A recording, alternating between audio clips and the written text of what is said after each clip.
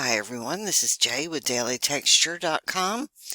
Today I am up very early. It is 4:42 a.m. I've been up since 3:30 a.m.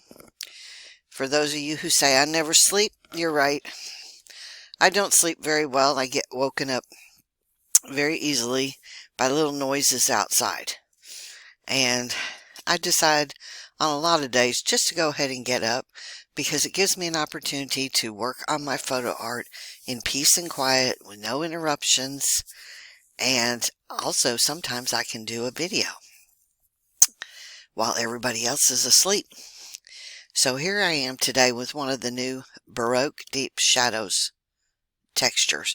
I love this color combination. This is one of my favorites to paint, is these dark browns with a little bit of the golden tones and that rich blue. I also like to do these with green, just so the brown and the blues and the brown and the green and the lighting, they give me some really rich, elegant images. And I'm going to show you what I'm going to work with today. I was digging around in my 2018 folder and I found a whole folder I had forgotten about, bird props. Now you say, this is a bird prop? Yes, it is. It's a bird prop. I actually have a booth at my local antique mall here. And what people don't know is a lot of my things that are in my booth are things that I bought specifically to photograph to place a bird on, like a songbird or, you know, a yard bird, not a hawk or an owl, but you could most certainly do that. Because you're the creator, you can do whatever you want. But anyway, this clock is still in my booth. It has not sold. But a lot of my things that are in my booth, little objects like this, have been purchased specifically for me to photograph on their own so then I could add to it later. Composite elements, I guess you would call it. So I found this. And then I thought, well, I need to put a bird on there. And of course, the logical thing is to put a bird right here. But I found this pretty picture of one of my doves. And I think the doves, at least by me, when I'm photographing the birds, they get overlooked a lot, these doves. They kind of blend in. They're very, very skittish. And I just think, though, they have the sweetest faces. They just seem like really sweet birds. And I'm always after the real colorful birds. And I've went on a mission in 2018 to photograph more of the brown birds because I felt like I'd been ignoring them. And doves are one of those because they have the browns and the grays. Now, she's a little big, and this clock wire right here at the top is a little skinny. So her feet, being around this big wire, are not going to fit there. So I was playing with lining her up, and I turned the opacity down. Let me zoom in here. And I believe I will be able to get her to fit as if she's standing on top of this bell.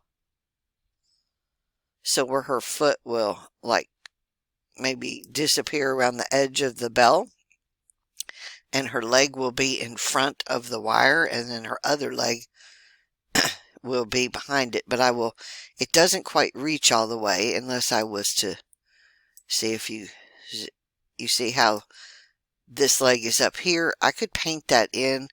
I could rotate her a little bit to position her. But because this texture is so dark back in here, what I will do is just blend it right over that to kind of hide it. You'll get the impression that her leg's there all the way down to the bell. But at least that's what I'm going to try. But I think she'll fit good on that bell right there. At least the front foot will. We're going to try it anyway. So the first thing I want to do is get the backgrounds masked out of both of these. So I'm going to well, let's see. Let's see if I could do this. I'm not sure if it'll work. Put the texture on top, multiply. That would kind of bring it in, and then I could mask away off the top. I'd just rather mask away the background. It's just easier. So I'm going to mask away the background on this first to get this background out of the way. Let's go with a bigger brush and make this go a little faster. And I'll bring back some of the table so it won't look like it's floating. But right now,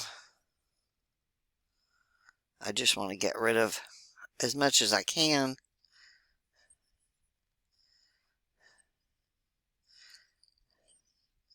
I just love these textures. They're great for portraits, but they're also great for creating a very moody, rich, elegant image.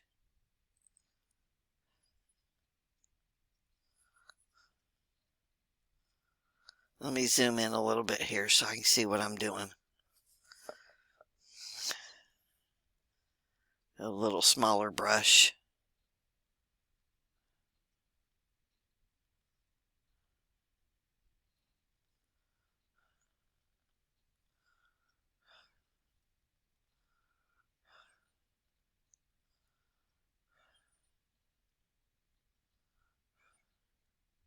Got a little halo there around the bell because of the light background, but I'll get rid of that.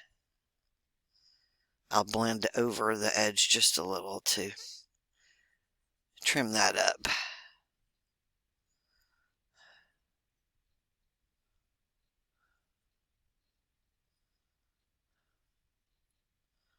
Let's get inside. Sometimes people forget to do the inside parts.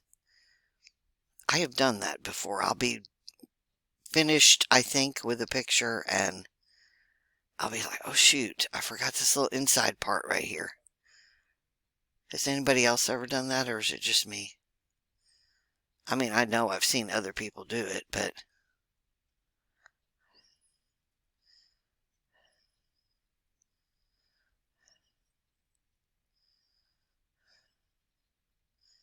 let me go around that edge of that bell just a little bit. Still got a little halo there.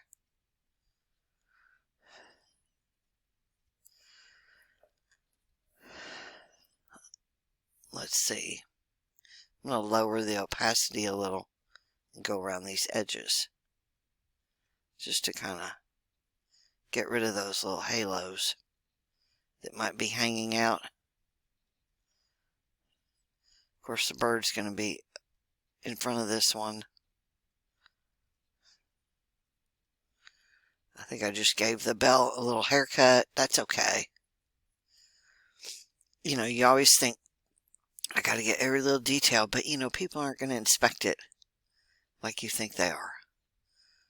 And I've noticed these days people are a lot less observant. And I'm just gently at a low opacity masking this table back, but I will bring some of it back because I'm just kind of getting a feel for where this is setting.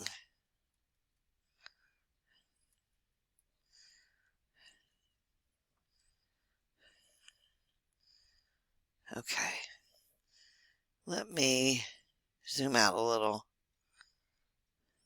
Let me fit it. Okay, I've got plenty of room here to bring some of that table back because it looks like it's floating right now. So with the low opacity and kind of a big brush, I'm just going to gently swipe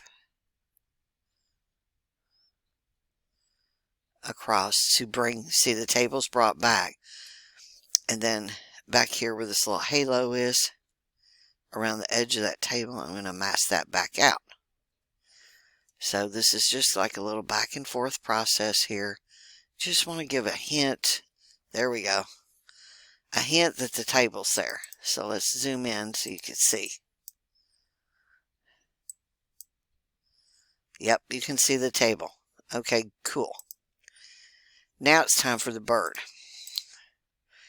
So we got to mask away all this blue, or remove the blue completely. But the texture has some blue tones in it. I have not done anything to her as far as clarifying her, fiddling with her details.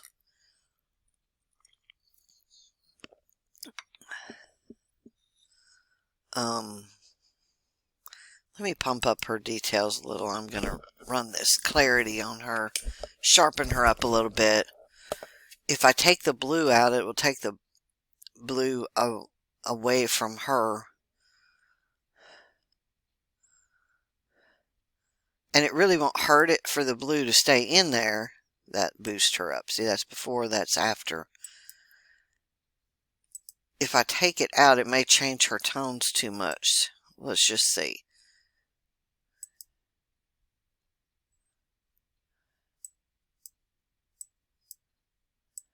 I don't think it changed her tones that much.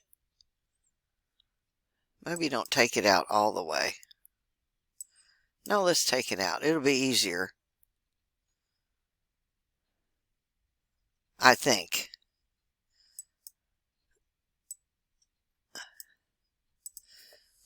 They spruced up her details a little bit and removed a lot of the blue from the background.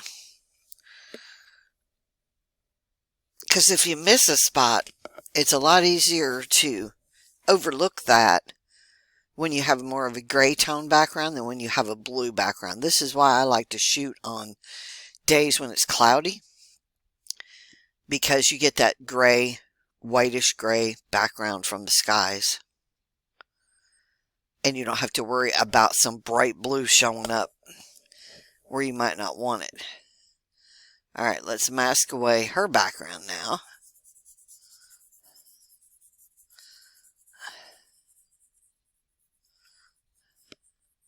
And the wire. Because she's not going to need that wire anymore. She's going to be sitting on a clock. I've done an image before with a dove on a clock. Actually, it was a dove on a book.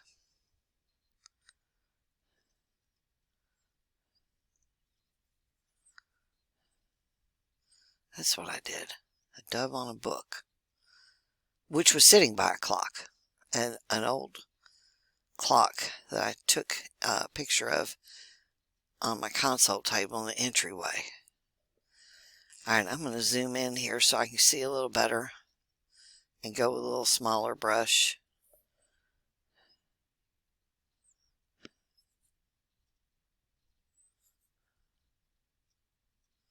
Get up close to her.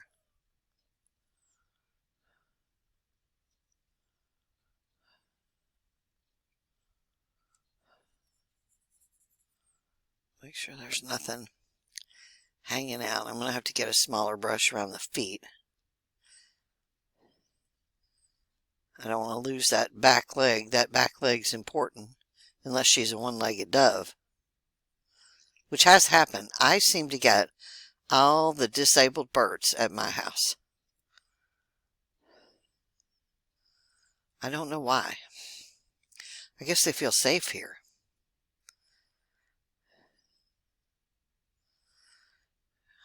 Alright, I need to lower the brush size. I need to zoom in a little more. My eyes are still asleep.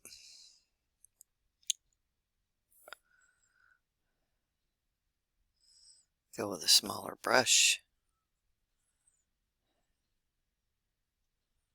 Get right up under that toe, because she's going to be sitting on the bell instead of the branch. So I need to get rid of the branch completely.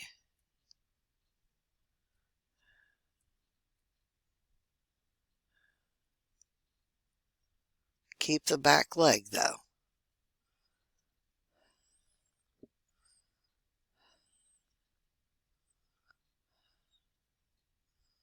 Get around this part of her tail.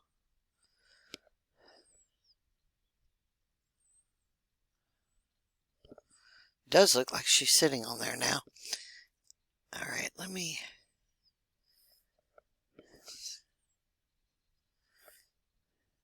tap in here.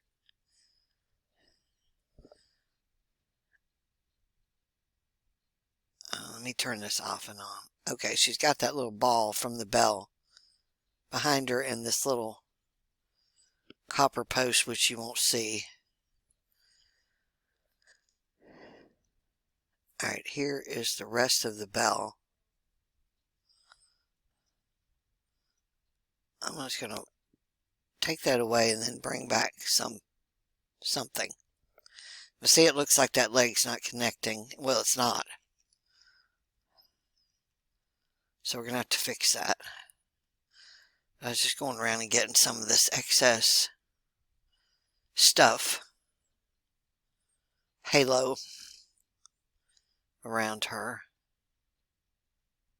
Oops.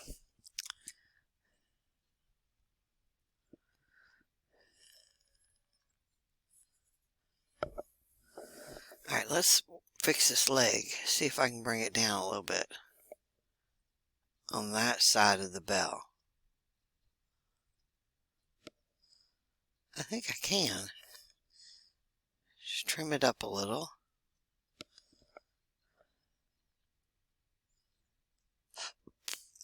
And trust me, nobody's going to inspect this anyway. I think I need to go with a smaller brush, even smaller than that. There. So now it looks like she's setting on the bell. I need to get back on the bell layer. Now this is where the bell had the bright halo. See? Right there that I had taken away. It's there, but see that? Let me work on that a little bit and bring some of that back, maybe not take as much of it away.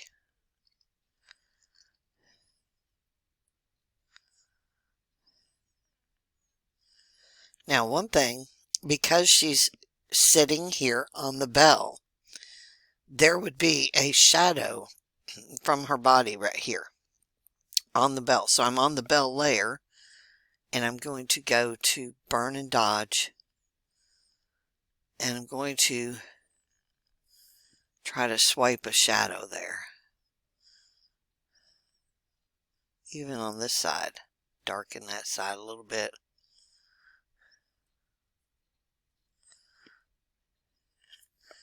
Might have took the highlight away too much, so go back the other way.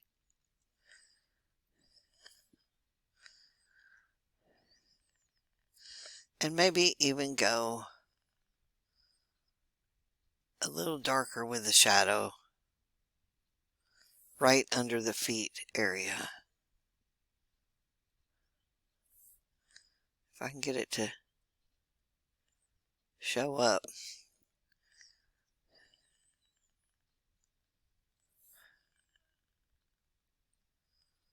This is very subtle, but it's kind of making a shadow where her feet and toe would be sitting. Alright, let's zoom out and see what we're looking like. Hey, that's looking pretty good. Pretty good, pretty good. I think maybe I need to bring back a little bit more of the table. I'm going to try it. So mask, back the other way, low opacity, fairly big brush, and just swipe. And then go back the other way, a little bigger brush, and just tap in around that edge just a little. There, I think that's a little better.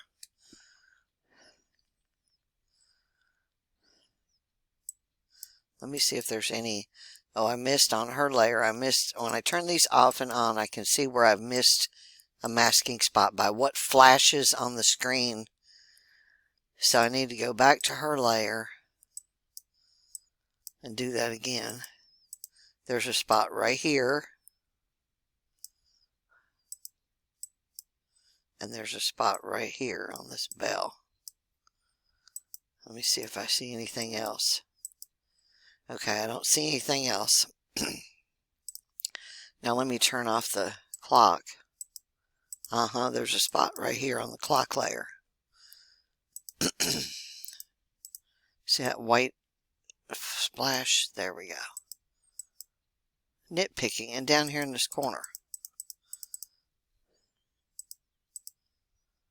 Okay. Now, on her layer, I'm going to go, her edges look a little sharp here. And you know me, I like to mask away at a low opacity right over the edge of the feathers to bring the texture and the subject together. So I'm just going to gently go over that just to soften that little hard edge. And I can go with an even bigger brush and tap in there. Of course, I don't want to lose this tail. I just go along the edges of everything.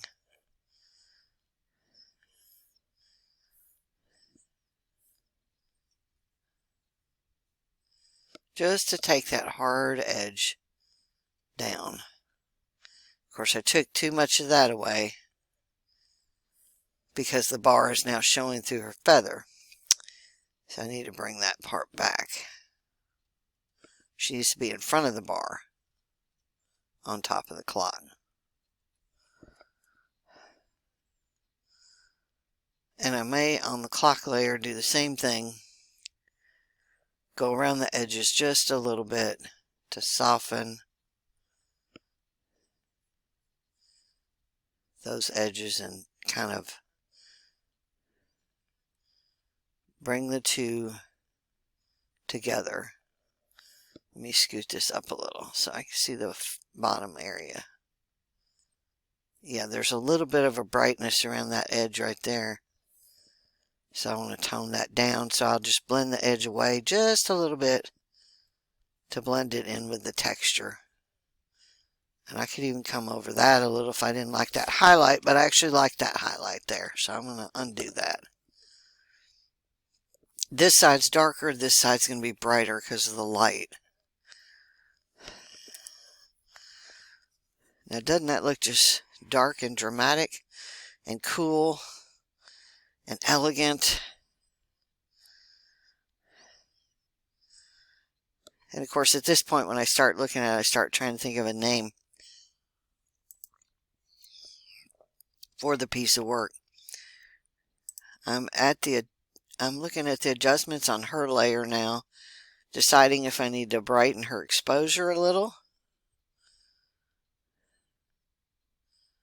Just a little.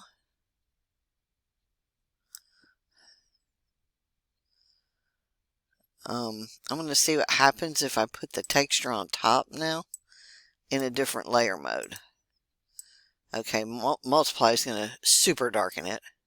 So let's go to soft light. And of course it makes it kind of harsh at that high opacity. So I just do a low opacity and we'll sort of drag the slider on that layer. As I look at the image, I'm dragging the slider. I don't want it to be harsh.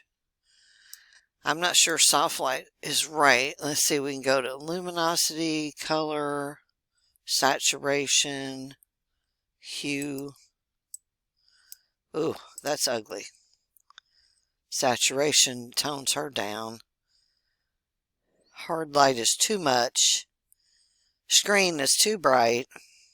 But if I wanted to bring in some brightness to her, I could use one of these. Color Dodge is super bright. Color Burn. A lot of times I'll use Multiply on a low opacity and then duplicate that and put soft light. at a higher opacity, but still, I think it's harshening it too much and it's darkening down here too much. So let's go back to the original one and do soft light and turn that off, on, off, on. It shifts the light just a little. I'm at 28%. Let's go down to about 20%. It's just very subtle, but you can see it shifting that light just a little. But it helps to bring the texture and the color into the subjects that I just blended in. So let me merge those. If I wanted to brighten the image as a whole, I could take one of the other Baroque textures and do that, or one of the other textures available on the website, and go with a lighter one. But I actually really like that dark, moody feel of this. Now that I've merged everything together, I can adjust overall exposure, saturation, tone it down a little. That's too much. I can adjust color. I love the colors though already, so I'm not adjusting that. I could adjust highlights. See? Now I need those highlights. I could deepen the shadows a little bit, but then I think it starts making it look too harsh again. I am liking this the way it is. I could adjust lighting. Let's see here. Baroque. Let's go. Let's check the winter silence one.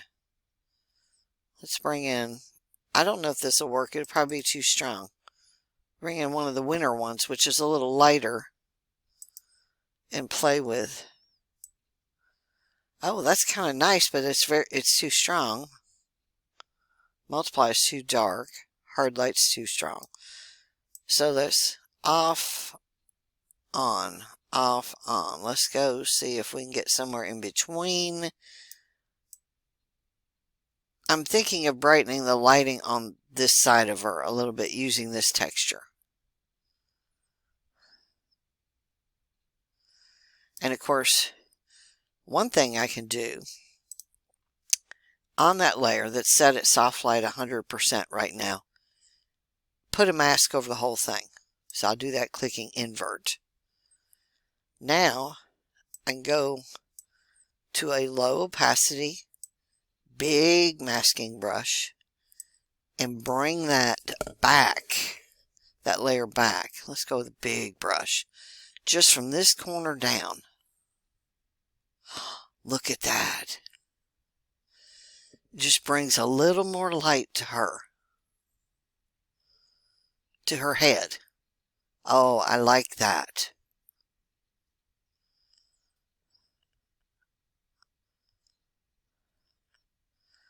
I think I've got too much on that side of her head, so let me zoom in a little here. Okay, this layer, on, off. This side over here still needs to be in shadow more because it's underneath. So I'm going to go with a smaller brush. Okay, that's at 100%. I'm going to bring back the shadow area on this side.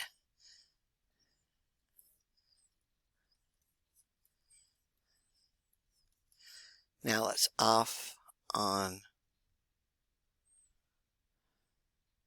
and lower the opacity. Now what do we have? Oh, that's just very subtle. That's about almost 50%. So zoom out, off, on. It just brings that more light from that upper corner onto the top of her head. And this is using the Baroque Winter Silence, one of the lighter textures from that collection on top. Oh, I really like what that's done to her head. It just brings the focus right to her.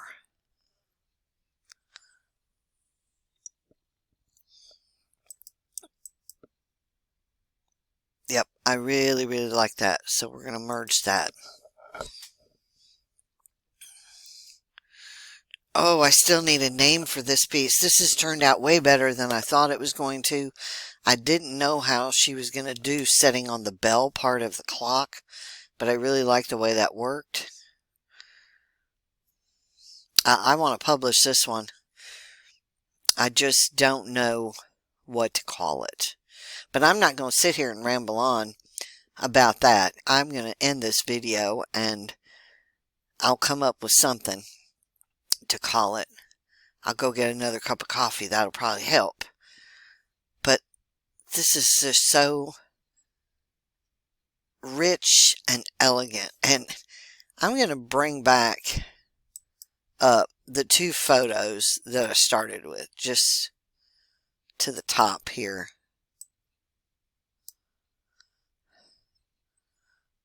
And I am going to reset their mask. Now that was an edited photo. I took the blue out, remember? So this is what I started with. Two plain old photos. I mean, just nothing super. This was shot. Heck, I don't even know where this was shot, inside or outside, but I know I had a backdrop hanging behind it and a wood tabletop from one of my little tables that I was setting everything on to take pictures of it. One of my bird props. And if you hadn't thought of that, it's really a cool thing to do with your songbirds and your yard birds, because they're always sitting on sticks or wires or in a tree, and that's fine, but I mean, I've been doing this for a long time now, and I've got millions of photos of these birds on those things. And after doing so many images of them, it gets kind of boring to me. So I like to put my birds on other things. And I love antique stuff. Number one, it photographs really well. And number two, I just think it's cool to have something interesting and unique in the photo that, you know, nobody else has. It's not something everybody else can go out and buy at Target or something. So it's kind of unique to me.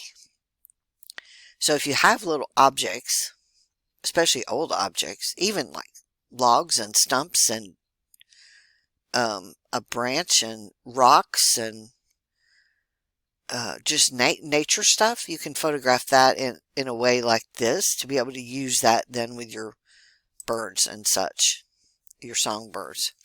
But I like pairing them with household objects because it's not something you would normally think of, and it kind of makes somebody stop and look and think, that's a little interesting, because normally you wouldn't have a dove in your house sitting on your clock. But since I'm the creator, I can put my dove anywhere I want to go, and so can you. Anyway, as always, thanks for watching. I hope you enjoy the new Baroque collections. They are super fun to work with and layer and play with different ones like I did here from different sets. And you could even bring some of, the other textures from the website in the background, like some of the floral ones I have on the website. If you wanted to add some pattern back there in the back to give it even more interest and elegance, you could do that. These textures here are so versatile. They just work with so many different things. Even if you just use them as overlay layers on top of other images to help enrich them and give them that moody feel or a more interesting feel than a plain simple background.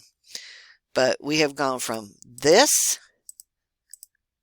to this, and I'm super tickled with the way this came out. Thanks for joining me today, hanging out with me early this morning while I'm having coffee. And I hope this will inspire you to do something unique and different and interesting in your environment with your photos. Thanks for watching. You guys have a great day.